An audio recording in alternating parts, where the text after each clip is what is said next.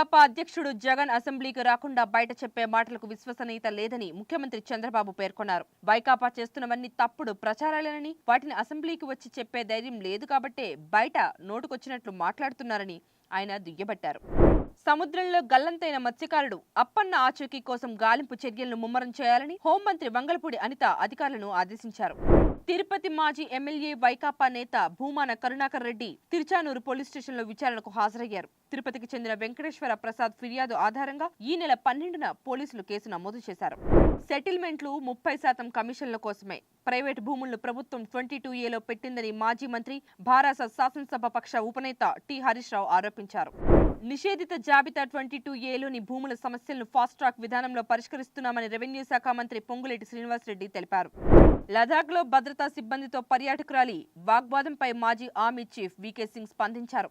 వాస్తవాలు తెలుసుకోకుండా సైనికులపై నిరాధార ఆరోపణలు చేయడం సరికాదని హితవు పలికారు. దేశ రాజధాని ఢిల్లీలో జరిగినటువంటి సిక్కు వ్యతిరేక అల్లర్ల కేసులో దోషిగా తేలిన కాంగ్రెస్ మాజీ ఎంపీ సజ్జన్ కుమార్ కన్నుమూశారు. కెన్యాలో వీఐపీలు ప్రయాణిస్తున్న ఓ హెలికాప్టర్ కుప్పకూలిపోయింది. ఈ ఘటనలో 7గురు మృతి చెందారు. వారిలో 5గురు అమెరికన్లు ఉన్నట్లు అధికారులు తెలిపారు. విమానం రద్దు కావడంతో యూఏఈలో హోటల్ వసతి కోరిన పాకిస్తానీ ప్రయాణికుల పట్ల వివక్ష చూపారని ఆ దేశ ఎంపీ అసద్ ఖైసర్ ఆరోపించారు. అనుపమ పరమేశ్వరన్ తన వ్యక్తిగత అనుభవాన్ని ధైర్యంగా పంచుకోవడంపై అదితి శంకర్ ప్రశంసలు కురిపించారు. ఆమె మాటల్లో నిజాయితీ ఉందని, ఇలాంటి అనుభవాలు ఇతరులకు అవగాహన కలిగిస్తాయని పేర్కొన్నారు.